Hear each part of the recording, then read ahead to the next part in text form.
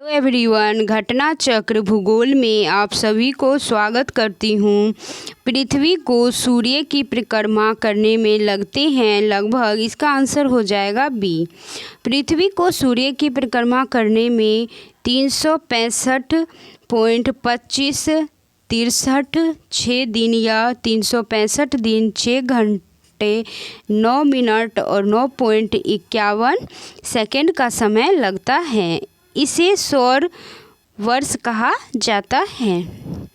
पृथ्वी परिभ्रमण करती हुई प्रति मिनट करीब करीब कितनी दूरी तय कर लेती है, तो इसका आंसर जो है ये उपयुक्त में से कोई भी नहीं है।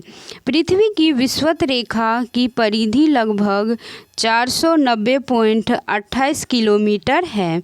इस दूरी को पृथ्वी अपनी धुरी पर 24 घंटे में तय कर लेती है, अर्थात पृथ्वी की अपनी धुरी पर परिभ्रमण की गति 490.28 किलोमीटर या 24 घंटा लगभग 1670 किलोमीटर प्रति घंटा है। इस आधार पर प्रति मिनट पृथ्वी की गति जो है वो 1670 किलोमीटर प्रति सेकंड 60 मिनट बराबर 27.8 किलोमीटर प्रति मिनट होगी।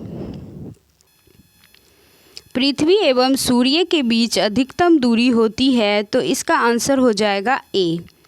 पृथ्वी एवं सूर्य के बीच अधिकतम दूरी जो होती है वो इसका आंसर हो जाएगा ए। पृथ्वी और सूर्य के बीच अधिकतम दूरी अपसौर में होती है, जो प्रत्येक वर्ष 3 से 6 जुलाई के मध्य घटित होती हैं। पृथ्वी की कला की उत्केंद्रिता में अंतर के कारण इसकी अपसौर और उपसौर तिथियां स्पष्ट नहीं हैं। इस समय पृथ्वी और सूर्य के बीच की दूरी लगभग 152.5 मिलियन किलोमीटर होती है। इनमें से किसने पहली बार यह व्याख्या की थी कि पृथ्वी के अपनी धुरी पर घूमने के कारण प्रतिदिन सूर्योदय और सूर्य अस्त होता है, तो इसका आंसर हो जाएगा ए। इसका आंसर हो जाएगा ए। नेक्स्ट क्वेश्चंस देखते हैं फ्रेंड्स। आर्यभट्ट ने सबसे पहले यह व्याख्या की थी कि पृथ्वी का अपनी धुरी पर घूमना सूर्य के दैनिक उदय या अस्त होने का कारण होता है। उनकी रचनाएं आर्य सिद्धांत में संकलित है। भास्कर भेदाभेद वेदांत दर्शन के प्रस्तावक थे। उन्होंने ब्रह्म सूत्र एवं शंकर के माया के सिद्धांत पर भाष्य लिखा। वराहमिहिर के उल्लेखनीय कार्यों में बृहत संहिता और पंचसिद्धांतिका शामिल है। विषुवतीय व्यास और ध्रुवीय व्यास से कितना अधिक है, तो इसका आंसर हो जाएगा ए। पृथ्वी का भूमध्य रेखीय व्यास और ध्रुवीय व्यास से लगभग 43 किलोमीटर अधिक है। पृथ्वी का भूमध्य रेखीय जो है व्यास 12.75 किलोमीटर है तथा ध्रुवीय व्यास 127.13.6 किलोमीटर है। अतः भूमध्य रेखा पर पृथ्वी अधिक चौड़ी है। पृथ्वी का औसत व्यास जो है वो 1274.2 किलोमीटर है। अब बृहस्पति के बारे में हम अब रिवीजन करेंगे। सौरमंडल में सबसे बड़ा ग्रह कौन सा है, तो इसका आंसर हो जाएगा ए। आकार की दृष्टि से सौरमंडल का सबसे बड़ा ग्रह बृहस्पति है। बृहस्पति का व्यास सर्वाधिक अर्थात 142.98 किलोमीटर है। शनि के बारे में हम अब रिवीजन करेंगे। शनि सूर्य के चारों ओर एक चक्कर लगाने में लेता है समय, तो इसका आंसर हो जाएगा ए सी। इसका आंसर हो जाएगा सी। शनि सूर्य के चारों ओर एक परिक्रमा लगाने में 29.4 वर्षों के बराबर समय लेता है। नेक्स्ट क्वेश्चंस देखते हैं फ्रेंड्स। अरुण, वरुण और लुप्टो। यूरेनस सूर्य के चारों ओर एक परिक्रमा में लेता है समय, तो इसका आंसर हो जाएगा ए।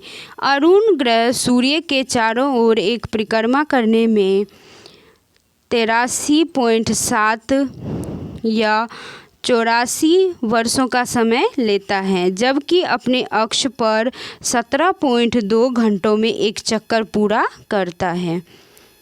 वर्ष दीर्घतम होता है, तो इसका आंसर हो जाएगा फ्रेंड्स ए। चूँकि लुप्टो सभी सौरमंडलीय पिंडों में सूर्य से सर्वाधिक दूरी पर है, अतः यह सूर्य का एक परिक्रमा पूरा करने में सबसे अधिक समय जो है वो 247.93 लगाता है। अक्षांश। अब हम अक्षांश के बारे में रिवीजन करेंगे फ्रेंड्स।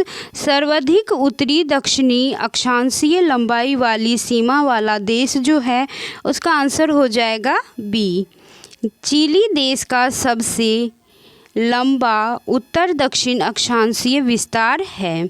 इसका क्षेत्रफल लगभग 17 डिग्री दक्षिण और 56 डिग्री दक्षिण के बीच है।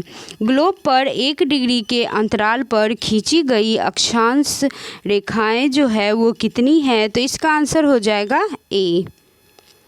एक मानक ग्लोब पर एक अंश के अंतराल पर कुल जो है वो 179 रेखाएं हैं, जिसमें उत्तरी ध्रुव और दक्षिणी ध्रुव की ओर क्रमशः 89 रेखाएं तथा एक भूमध्य रेखा होती हैं। मानक ग्लोब पर देशांतर रेखाओं की कुल संख्या जो है वो 360 है। अक्षांश पृथ्वी के मध्य भाग से किसी स्थान पर बिंदु की कोणीय दूरी है।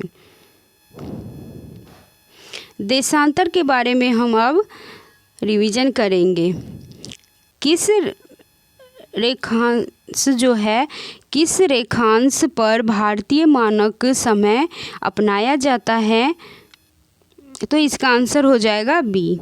भारतीय मानक समय पूरे भारत में माना जाने वाला समय दर्शाता है। इसकी गणना जो है वो 82.5 डिग्री पूर्वी देशांतर के आधार पर की जाती है, जो उत्तर प्रदेश राज्य में प्रयागराज इलाहाबाद के पास मिर्ज़ापुर शहर के ठीक पश्चिम में स्थित है। मिर्ज़ापुर व ग्रीनविच स्थित यूनाइटेड किंगडम की रॉयल वेधशाला के बीच देशांतर का अंतर जो है वो 5 घंटे 30 मिनट के समय अंतराल के बराबर है। कौन सा देशांतर जो है वो प्रधान यमोत्तर के मध्य साथ मिलकर ग्लोब पर बृहत वृत्त का निर्माण करता है, तो इसका आंसर हो जाएगा डी। प्रधान देशांतर को ग्रीनविच रेखा के नाम से भी जाना जाता है। यह शून्य अंश देशांतर रेखा होती है। इसके ठीक विपरीत 180 डिग्री देशांतर रेखा होती है, जिसे अंतर्राष्ट्रीय तिथि रेखा के नाम से भी जाना जाता है। 180 डिग्री देशांतर प्रधान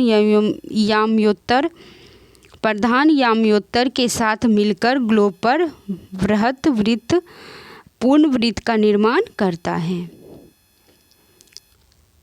सभी देशांतर रेखाएं बृहत वृत्त होती हैं, अतः 0 डिग्री से 90 जो है ईस्ट और 180 डिग्री भी बृहत वृत्त जो है होंगे। प्रधान याम्योत्तर 0 तथा 180 देशांतर मिलकर पूर्ण वृत्त का निर्माण करेंगे तथा यह भी वृत्त ही होगा।